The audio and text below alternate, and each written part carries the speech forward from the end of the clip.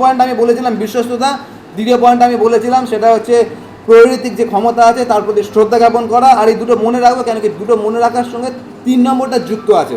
3 নম্বরটা যেটা আছে সেটা হচ্ছে সৎ সাহস, ইংরেজিতে বলে কারেজ বা সৎ সাহস। আর এই সৎ সাহসটা কেন দরকার আছে সেটা জানার জন্য আমরা দেখব প্রেরিত তার 5 অধ্যায় আমরা খুলব, প্রেরিতদের কার্য বিবরণী তার 5 অধ্যায় আমরা খুলব। আর সেখান থেকে আমরা বোঝার চেষ্টা করব যে সৎ সাহস যেটা আমি বলছি, যেটা ক্রয়ের মধ্যে ছিল, সেই বিষয়টা আসলে কি।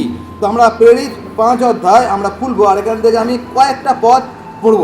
ঘটনাটা আপনারা সবাই জানেন, ওই জন্য আমি পুরোটা পড়ছি না, কয়েকটা পদ আমি পড়ব। প্রথম যে পদটা পড়ব 5 অধ্যায়, সেখানে লেখা আছে 18 পদে, সেখানে লেখা আছে 18 পদে, এবং প্রেরিত দিগকে ধরিয়া সাধারণ কারাগারে কি করিলেন, বদ্ধ করিলেন। সাধারণ কারাগারে বদ্ধ করিলেন। এখানে পিতরকে এবং আরও যারা প্রেরিত ছিল তাদেরকে কারাগারে বদ্ধ করা হয়েছে, অ্যারেস্ট করা হয়েছে এবং কারাগারে ঢুকিয়ে দেওয়া হয়েছে। এখন কেন এটা করা হয়েছে সেটা আমরা দেখব।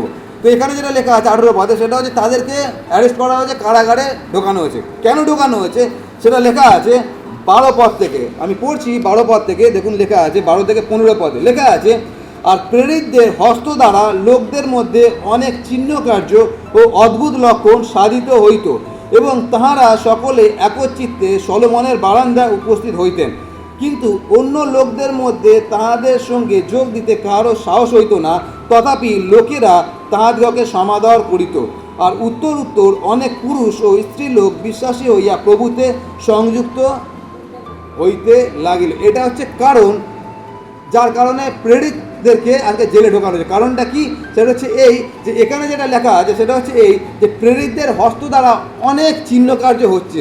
এখন এই যে চিহ্ন কার্য মানেটা কি, সেটা হচ্ছে অন্ধরা দেখতে পাচ্ছে, খঞ্জরা হাঁটতে পারছে, যারা দুরারোগ্য ব্যাধিতে ভুগছে তারা সুস্থ হচ্ছে। তার মানে এই যে চিহ্ন কার্যগুলো হচ্ছে, এই চিহ্ন কার্যের পিছনে প্রেরিতদের কী লাভ আছে। যখন চিহ্ন কার্য হচ্ছিল, যখন একটা অন্ধকে সুস্থ করা হচ্ছিল, সেখানে কি ফি নেওয়া হচ্ছিল যে তুমি সুস্থ হচ্ছে বাবা আমাকে 1000 টাকা দাও? ওটা হচ্ছিল না। তার মানে প্রেরিতরা যে চিহ্ন কার্যগুলো করছিলেন বা ঈশ্বর যে চিহ্ন কার্যগুলো প্রেরিতদের মাধ্যমে করছিলেন, ওটা পুরো ফ্রিতে ছিল। আর যে অ্যাডভান্টেজ ছিল, যেটা বেনিফিটটা ছিল, যেটা লাভটা ছিল, লাভটা কাদের হচ্ছিল? লাভটা যে পাবলিকের হচ্ছিল। আর এই পাবলিক কারা? খ্রিস্টান না, সাধারণ পাবলিক, সবাই, যে কেউ, তারা সুস্থ হচ্ছিল। তার মানে যখন এই চিহ্ন কার্যগুলো হচ্ছিল, প্রেরিতদের পকেট ভরছিল না, প্রেরিত তাদের কোনো বেনিফিট নেই, কোনো লাভ নেই, কিন্তু লাভ কাদের? যাদের জীবনে চিহ্ন কার্যগুলো সাধিত হচ্ছে।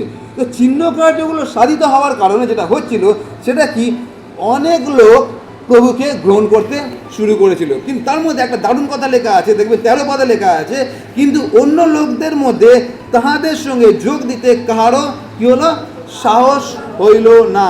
আর তার পরের কথাটা পড়ুন কি লেখা আছে, কমার পরে, তথাপি লোকেরা তাহাদিগকে সমাদর করিত। তার মানে যারা যুক্ত হতে সাহস পাচ্ছিল না, তারাও বুঝতে পারছিল, কি বুঝতে পারছিল, যে এই লোকেরা যে কাজটা করছে ওটা সত্যি ভালো কাজ করছে, ঈশ্বরের কাজ করছে। তার মানে ওরা জানে যে এই প্রেরিত এবং পিতর এরা হচ্ছে ভালো লোক, এরা ঈশ্বরের লোক, এরা ভালো কাজ করছে, কিন্তু তথাপিও যোগ দিতে পারছে না। কেন যোগ দিতে পারছে না? তার কারণ তাদের হচ্ছে ভয়। আমি গতবারে আপনাদেরকে বলেছিলাম সেটা হচ্ছে বিশ্বস্ততা মানে কি। ইংরেজিতে আমি একটা কথা বলেছিলাম, বিশ্বস্ততা মানে কি? বিশ্বস্ততা মানে হচ্ছে স্ট্যান্ডিং ফর দ্য ট্রুথ। মনে আছে আপনাদের? স্ট্যান্ডিং ফর দ্য ট্রুথ মানে সত্যের জন্য দাঁড়ানো। এখানে আজকে এরা বুঝতে পারছে সত্যটা কি, কিন্তু সত্যের জন্য দাঁড়াতে পারছে না। কেন? তার কারণ সত্যের জন্য দাঁড়াতে গেলে যে সৎ সাহসটা দরকার, সেই সাহসটা জোগাতে পারছে না কিছু লোক, সবাই না। তার মধ্যে আরও অনেকে আছে, এখানে লেখা আছে অনেক পুরুষ এবং মহিলা, তারা সেই সৎ সাহসটাকে জোগাড় করতে পেরেছে, জোগাড় করে তারা প্রেরিতের সঙ্গে যুক্ত হয়ে গেছে। ঠিক আছে, এবার যখন প্রেরিতের সঙ্গে যুক্ত হয়েছে, লেখা আছে অনেক পুরুষ এবং স্ত্রী লোক বিশ্বাসী হইয়া প্রভুতে সংযুক্ত হইতে লাগিল। তার মানে এই যে ঘটনাটা ঘটছে, পুরো যে লাভটা কাদের হচ্ছে? জনগণের হচ্ছে। প্রেরিতদের পকেটে কোনো টাকা ঢুকছে না। তাহলে এখানে অপরাধটা কি আছে যে এদেরকে জেলে ঢোকানো হলো? খ্রিস্টের নাম প্রচারিত। তার মানে হচ্ছে যেখানে সুসমাচার কাজ সঠিকভাবে হবে, সেখানে অত্যাচারও নেমে আসবে। আর সেই ঘটনা এখন আমাদের দেশে ঘটছে। আপনারা দেখুন, পেপার খুলুন বা নিউজ দেখুন, প্রত্যেকটা জায়গায় এখন কি হারে প্রভুর যারা কাজ করছে তাদেরকে অত্যাচার করা হচ্ছে। আর এইটা যখন অত্যাচারিত হচ্ছে, সেখানে আমাদের আমেন বলা দরকার আছে। তার কারণটা কি? এর দ্বারা আমরা একটা জিনিস বুঝতে পারছি, প্রভুর কাজ হচ্ছে। আর এখানে সেটাই প্রমাণ আছে। আর প্রভুর কাজ যেখানে হবে সেখানে বিরোধিতা হবে। আমি এটা গত সপ্তাহের ঘটনা, আমি জানেন আর একটা মণ্ডলীর সঙ্গে আমি যুক্ত আছি। তো গত সপ্তাহে যখন সেখান থেকে প্রচার করে আমি বেরিয়ে গেলাম, আমি ওখান থেকে বেরোই ওই 9টা বেজে যায় আমার বেরোতে, কারণ কি তারপরে আমি বাবের স্টাডি নিয়ে তারপর সেখান থেকে বেরোনোর পরের ঘটনা, গত সপ্তাহের ঘটনা বলছি। আমি বেরিয়ে গেছি, তারপরে কোনো একজন ভদ্রলোক লাল জল নীল জল খেয়ে এসেছে, আর আমাদেরই একটা দিদিকে তাকে ধরেছে, আর ধরে তাকে খুব ভয় দেখিয়েছে, ভুলভাল কথাবার্তা বলেছে, আর আমার সম্বন্ধে বলেছে যে ওই যে টেকো লোকটা আছে ও হচ্ছে যত নষ্টের ঘোড়া আছে, ওর ব্যবস্থা করতে হবে। আর তারপরে এই মহিলাকে বলেছে যে ওই লোকটার কথা তোমরা শুনছো, তুমি জানো ওই লোকটা কোথা থেকে টাকা পায়, ও বিদেশ থেকেও টাকা আসে, ওই জন্য তো এইসব কাজগুলো করছে, আর তোমাদেরকে সব ভুলে তোমাদের বিশ্বাস থেকে তোমাদেরকে ভ্রান্ত করছে, আর তোমাদের ধর্ম পরিবর্তন করাচ্ছে, ওই লোকটার ব্যবস্থা আমাকে করতে হবে। আর তারপরে যে ঘটনা ঘটেছে, এই আমাদের যে মণ্ডলীটা আছে প্রায় অনেক বছর ধরে এই মণ্ডলীটা চলছে, ওই এলাকায় যারা অন্যান্য যারা আছে তারা কোনো দিন চাঁদার জন্য এই বাড়িতে আসেনি, কেন কি এটা বাড়ির দোতলায় এটা হয়, আর সবাই জানে এরা বিশ্বাসী আছে, তো কোনো দিন চাঁদার জন্য আসেনি। এই ঘটনাটা ঘটার পরে তারপরে কয়েকদিন পরে সেখানে সব ইয়াং ছেলেরা আসলো, চাঁদা লাগবে বলে, বলছে আর আমাদের বাড়িতে তোকে চাঁদার জন্য আসে না, এটা আমাদের খ্রিস্টান বাড়ি আছে, এখানে কিছু চাঁদা, খ্রিস্টান বললে হবে না, চাঁদা দিতে হবে, পাড়ায় যদি থাকো চাঁদা দিতে হবে। সেখানে খুব ঝামেলা করে চলে গেল, আর বললো এখানে থাকতে দেবো না, এখানে যদি থাকতে হয় তাহলে আমাদেরকে চাঁদা দিতে হবে। এই যে ঘটনাগুলো বলছি, বুঝতে পারছেন কেন এইবারে এটা কেন ঘটছে? আমাদের মণ্ডলী বহু বছরের মণ্ডলী, কিন্তু এখন কেন ঘটছে তার পিছনে কারণ আছে। কারণ হচ্ছে এই, আপনারা যদি ওই মণ্ডলীতে কখনো যান, দেখবেন প্রত্যেক সপ্তাহে কোনো না কোনো নতুন লোক আসে। কেন আসে তার পিছনে কারণ আছে। আর ওইখানে অনেক লোক আসে, তারা শুনতে পায় যে এখানে একটা মণ্ডলী আছে, আর তারা প্রার্থনার জন্য ওখানে আসে, তারা যিশুকে বিশ্বাস করে না কিন্তু প্রার্থনার জন্য সেখানে আসে। আর রিসেন্টলি একটা ঘটনা ঘটেছে, এরকম প্রচুর ঘটনা ওখানে আছে। রিসেন্ট যে ঘটনা ঘটেছে সেটা হচ্ছে একটা বাচ্চাকে নিয়ে আসা হলো, 3 বছর বয়স, 3 কি 3.5 বছর, ছোট্ট একটা বাচ্চা।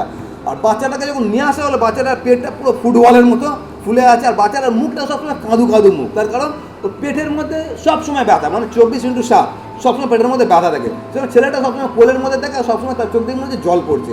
আপনার দেখলেই কষ্ট লাগবে, এক ছোট্ট বাচ্চা যে খেলাধুলা করার কথা সে সবসময় ওরকম। তো তারা শুনতে পেরেছে আমাদের এখানে প্রার্থনা হয়, তো বাচ্চাটাকে নিয়ে এসছে। আর তারপরে নিয়ে আসার পরে আমরা অনেক দিন ধরে বাচ্চাদের জন্য প্রার্থনা করলাম, আর তারপরে ঈশ্বর আমাদেরকে সেরকম জ্ঞান দিলেন কি করণীয় আছে। আর তারপরে তারা গেল ভেলোরে, আর সেই বাচ্চা এখন যদি সেই বাচ্চাকে দেখেন, বাচ্চার ওজন যথেষ্ট বেড়ে গেছে, মুখটা পুরো ফুলে গেছে, যেটা আগে পেটটা ফুটবলের মতো ছিল এখন মুখটা ফুটবলের মতো হয়ে গেছে। সে বাচ্চার পেটটা এখন আগের মতো হয়ে গেছে, একদম সুস্থ বাচ্চা, যেটা তার বাবা মা কোনোদিন কল্পনা করেনি যে এই বাচ্চা সুস্থ হতে পারে। তার কারণ যে ব্যাধিগুলো ছিল, অত আমি ডিটেলে যাচ্ছি না, ওটা একটা দুরারোগ্য ব্যাধি ছিল। এখানকার যারা ডাক্তাররা আছে তারা কোনো আশা দেয়নি, তারা বলেছিল এরকমভাবেই চলবে, কিন্তু সে বাচ্চা আজকে পুরো সুস্থ। আর যখন এই ঘটনাটা ঘটেছে যে এই বাচ্চা যে জন্ম থেকে এখনো পর্যন্ত ভুগছে, সেই বাচ্চাটা একটা জায়গায় গেল, সেখানে তারা কি একটা প্রার্থনা করলো যিশুর নামে, আর এই বাচ্চা সুস্থ হয়ে গেল। এই ঘটনাটা ওই গ্রামে চারিদিকে ছড়িয়ে গেছে, আর যখন ছড়িয়ে গেছে ওই গ্রাম থেকে বাচ্চারা দলে দলে আসছে, বিভিন্ন লোকরা দলে দলে আসছে, যারা আসছে আমরা জানি না, প্রত্যেক সপ্তাহে দেখছি কোনো না কোনো নতুন লোক আসছে, আর মণ্ডলী ভরে যাচ্ছে। এখন যখন এই ঘটনাটা ঘটেছে তখন মানুষের টনক নড়ে, কী টনক নড়েছে সেটা হচ্ছে এইখানে একটা কাজ হচ্ছে যে আমাদের বিশ্বাসের লোকরা সব ওখানে যুক্ত হচ্ছে, এখন বিরোধী সৃষ্টি হয়েছে, এখানে সেই ঘটনাটা ঘটছে। এখন আমাদের করণীয় কী আছে? আমাকে এখন থ্রেটেনিং করা হচ্ছে, টেকোটোককে ব্যবস্থা করা হবে। এখন ধরুন আমি ওখানে আজকে থেকে যা বন্ধ করে দিলাম, তাহলে ব্যাপারটা কী হলো? সেই কথা আমি বলেছিলাম, বিশ্বস্ততা মানে কি? স্ট্যান্ডিং ফর দ্য ট্রুথ, মানে সত্যের জন্য দাঁড়ানো। তো এখানে এদেরকে কেন অ্যারেস্ট করা হয়েছে? অ্যারেস্ট করার পিছনে কারণটা হচ্ছে তারা সুসমাচার প্রচার করছিল। আপনি যদি প্রকৃতভাবে ঈশ্বরের পথে থাকেন, আপনি 100% নিশ্চিত থাকুন আপনার জীবনে বিরোধিতা থাকবেই থাকবে। আর যখন বিরোধিতা আছে আপনার জীবনে, তার মানে আপনি নিশ্চিত থাকুন আপনি সঠিক পথে রয়েছে। আর ওই জন্য আমি এই কথাটাকে এরকমভাবে বলি যে বিশ্বাসী জীবনে কষ্ট নেই, দুঃখ নেই, আমাদেরকে একবার ভেবে দেখতে হবে কি আমি সত্যি ঈশ্বরের পথে রয়েছি কিনা। কেন কি যদি সত্যি ঈশ্বরের পথে থাকি এবং তার আজ্ঞা অনুযায়ী জীবনযাপন করি, বিরোধী থাকবেই থাকবে আমাদের জীবনে। আর এখানে সেই ঘটনাটা ঘটছে, সেটা কি তাদেরকে জেলে ঢোকানো হয়েছে। আর জেলে ঢোকানোর পরে তারপরে যে ঘটনাটা ঘটেছে সেটা হচ্ছে এইরকমভাবে তাদেরকে জেলে ঢোকানো হলো। আর যখন জেলে তারা আছে, একজন স্বর্গদূত আসলেন আর জেলটাকে খুলে দেওয়া হলো, আর বলা হলো তোমরা যাও আর ধর্মধামে গিয়ে প্রচার করে। এটা বলা হয়নি যে তোমরা বেরিয়ে এখান থেকে পালিয়ে যাও, অন্য দেশে পালিয়ে যাও, সেটা বলা হয়নি। কি ধর্মধামে গিয়ে প্রচার করো, কোথায়? যেখানে তোমাদেরকে অ্যারেস্ট করা হয়েছে ওখানে আবার প্রচার করো। আর তারপরে তারা গিয়ে প্রচার করলো। এবার পরের দিন সেখানে স্টেজ সাজানো হলো, এবারে এদের বিচার হবে। এবার বিচারের জন্য ডাকতে পাঠানো হচ্ছে যে পিতরকে এবং যারা কারাগারে আছে তাদেরকে নিয়ে আসো। যখন কারাগারে গেছে দেখছে কারাগার খোলা, তারা ওখানে নেই, এরা ঘাবড়ে গেছে ব্যাপারটা কী হলো। তখন একজন এসে বলল যে আপনারা যাদেরকে খুঁজছেন তারা দেখুন ভোরবেলা ধর্মধামে প্রচার করছে। আপনারা যদি একটু কল্পনা করেন কত আশ্চর্য ঘটনা, না? আমাদের ঈশ্বর কীরকম ঈশ্বর, যেখানে বিরোধিতা মানে সিংহের মুখের সামনে দাঁড়িয়ে বলছে তুমি প্রচার করো, আর সেটা ঘটছে, পিতর করছে। পিতরের একবার মাথা আসলে যেখানে আমি পালিয়ে যাই।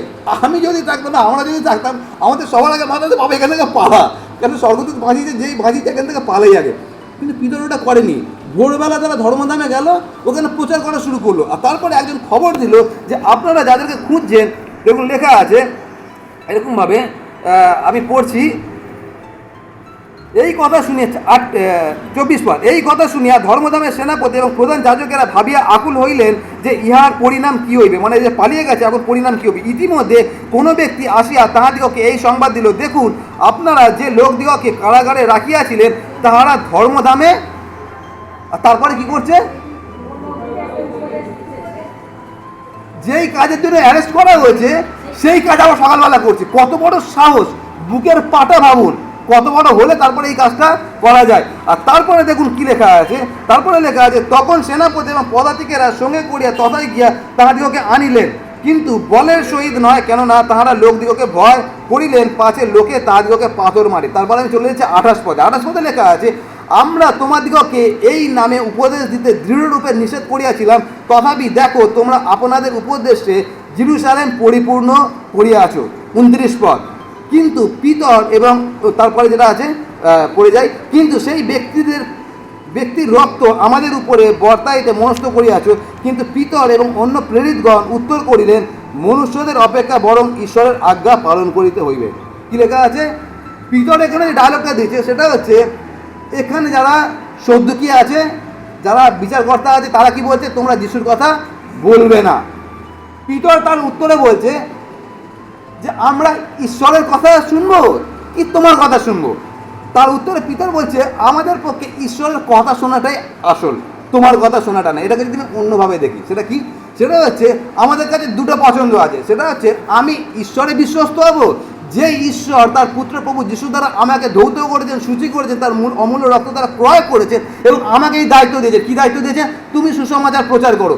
আমি তার প্রতি বিশ্বস্ত থাকবো নাকি তোমার প্রতি আমি বিশ্বস্ত থাকবো, কি তুমি ধর্মগুরু আছো। তো এখানে উত্তরটা কি, উত্তরটা হচ্ছে আমি বিশ্বস্ত কার প্রতি থাকবো, সেটা হচ্ছে যিশুর প্রতি। কিন্তু এখানে শেষ নয়, শেষ আছে সেটা হচ্ছে 40 পদে। 40 পদ কোন একজন পড়ুন, কি লেখা আছে।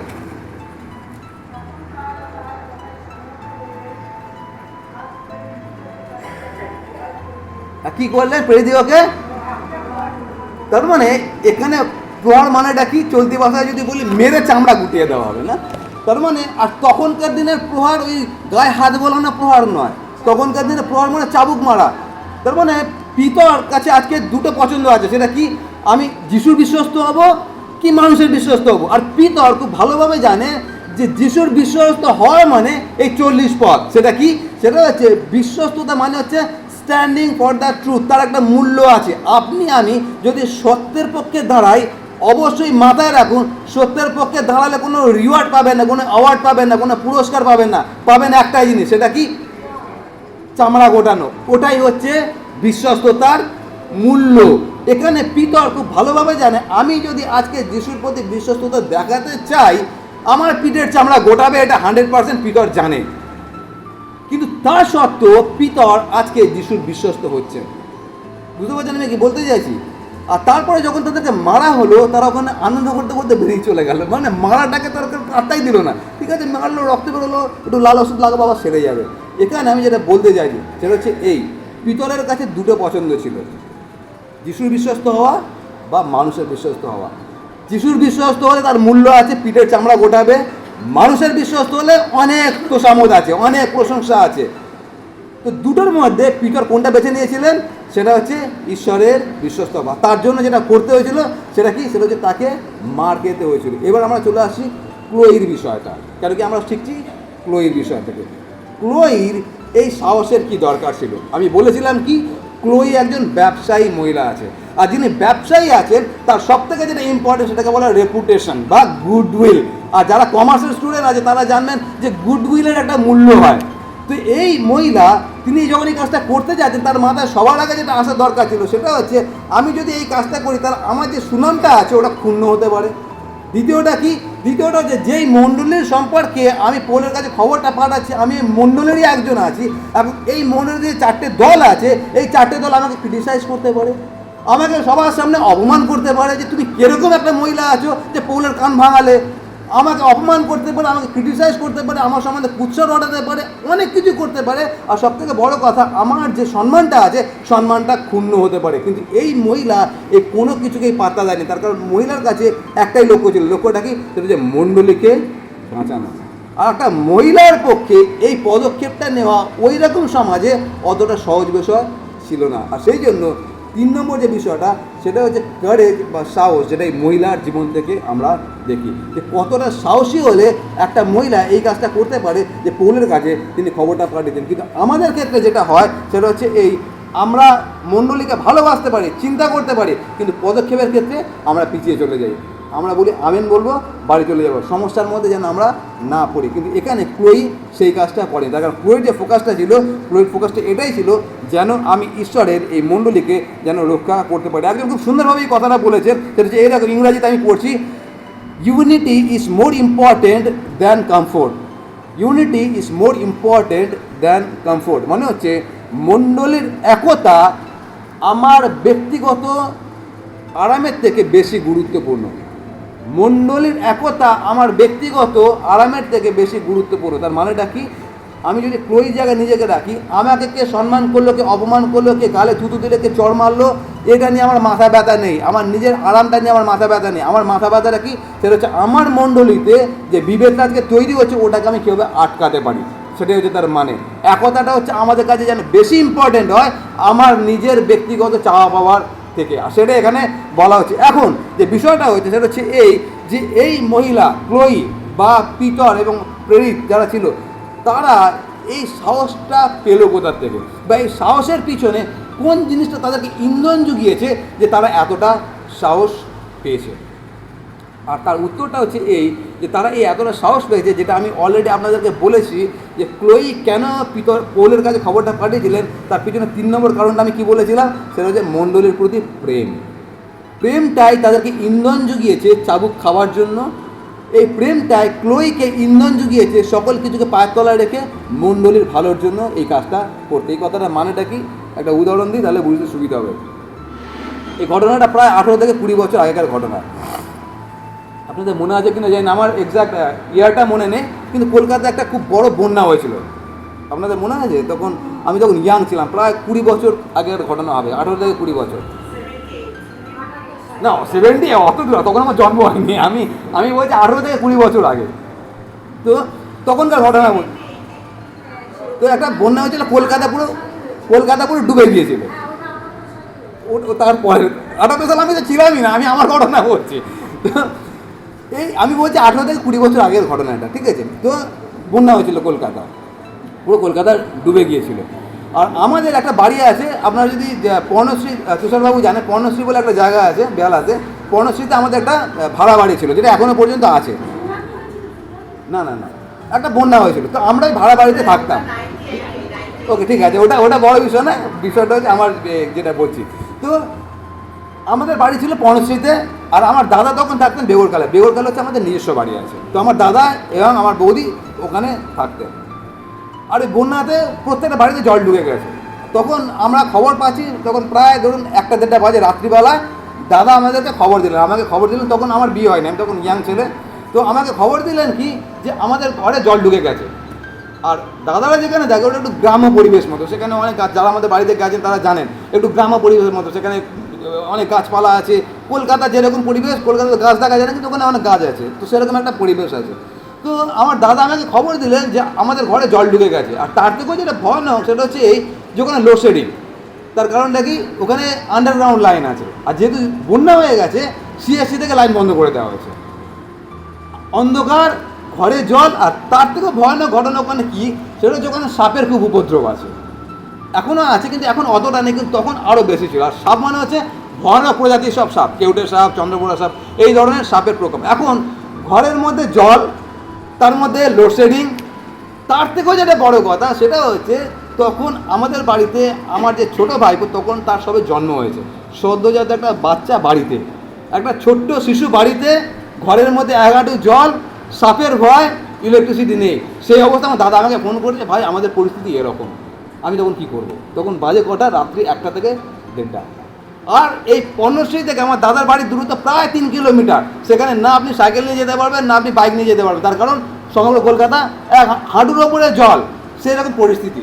তখন আমি কি করলাম, আমি এবং আমার যে জামাইবাবু, আমরা দুজনে মিলে ওই রাত্রিবেলায় বেরিয়ে পড়লাম। এক হাতে টর্চ নিলাম আর একটা লাঠি নিলাম।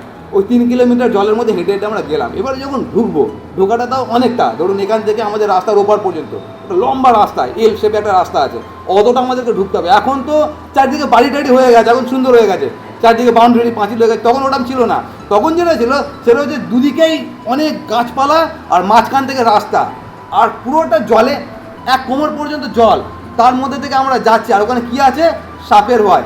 যখন ঢুকছি ঘুটঘুটে অন্ধকার, পাশের লোককে দেখতে পাচ্ছি না, আমরা দুজনে মিলে অন্ধকারের মধ্যে ঢুকছি, অত জল। একবার কল্পনা করুন কতটা গা ছমছমে পরিস্থিতি। তার মধ্যে আমরা ঢুকছি আর লাঠি দিয়ে সামনে পেটাচ্ছি, টর্চটা হাতে ধরে আছি। আর আমার জামাইবাবু হচ্ছে অত্যন্ত ভীতু লোক আছে, সে আমার পিছনে পিছনে, আর আমি সামনে সামনে যাচ্ছি। আর এরকমভাবে অতটা রাস্তা ক্রস করলাম, গায়ের লোম পুরো খাড়া আমার, তার কারণ সাপের ভয় পায় না খুব কম লোক আছে। আর ওই রকম পরিস্থিতিতে আমরা সেখানে ঢুকলাম। আর ঢুকে যে পরিস্থিতি দেখলাম, আমাদের মানে কান্না লেগে গেল যে আমার বৌদি বাচ্চাটাকে কোলে নিয়ে বিছানার উপরে বসে আছে, তার কারণ ঘরের ভেতরে 1 হাঁটু জল। আর একটা হারকেন জ্বালিয়েছিল, হারকেনটা পুরো কালো হয়ে গেছে, কেন কি কালি পড়ে পড়ে কালো হয়ে গেছে। আর তখন কেরোসিন তেল কতটা থাকে? একটুখানি থাকে, কেন কি লোডশেডিং তো হয় না। আর আমার দাদা সেখানে বসে আছে একটা লাঠি হাতে নিয়ে, যদি কোনো সাপটাপ ঢোকে মারবে, সেই রকম একটা পরিস্থিতি। তারপর সেখান থেকে তাদেরকে বের করলাম এই রাত্রিবেলায়, আর তারপরে নিয়ে আসলাম, আর তাদেরকে আমরা পাঠিয়ে দিলাম তার মামার বাড়িতে। এবারে যে ব্যাপারটা আমি বলতে চাইছি সেটা হচ্ছে এই, যখন আমরা ঢুকছি ওখান থেকে, এক হাতে লাঠি এক হাতে টর্চ, ভয় লাগছে, গা কাটা দিচ্ছে, কিন্তু তার সাথে আমি এগিয়ে যাচ্ছি। এখন এটাকে আমি একটু অন্যভাবে বলি, সেটা হচ্ছে এই, ধরুন আমি পর্ণশ্রীতে আছি, আর ওখানে কোনো একটা লোক আছে, তাকে আমি শুধু চিনি, পাড়ার লোক। সে আমাকে বলল যে দাদা আমরা এই বিপদের মধ্যে আছি, একটু আপনি আসুন। আপনার কি মনে হয় আমি আসবো?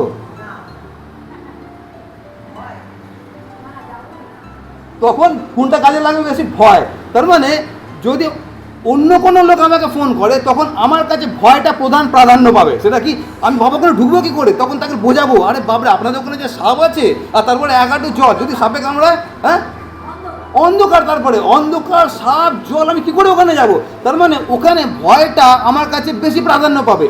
কিন্তু যখন আমার নিজের সন্তান, মানে আমার ভাইপো, যে তাকে আমি নিজের ছেলের মতো দেখি, যেহেতু আমার নিজের সন্তান ওখানে আটকা পড়ে আছে, এখন আমার ভয় লাগছে, ভয় কিন্তু আছে, পরিস্থিতি একই রকম, কিন্তু এখানে আমার মানসিকতা অন্যরকম। সেটা কি?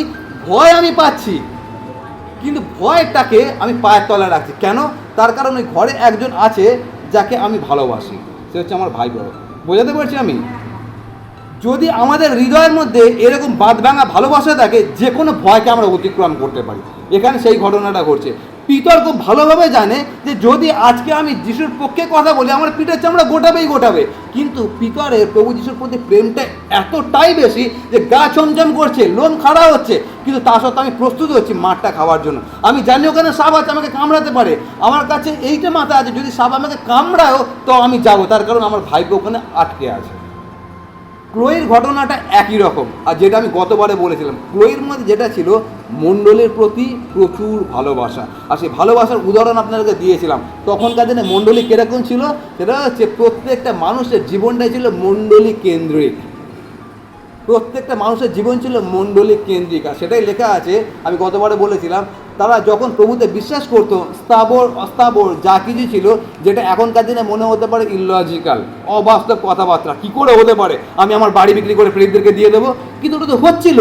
তার মানে তাদের মণ্ডলীর প্রতি ভালোবাসাটা কোন লেভেলে ছিল?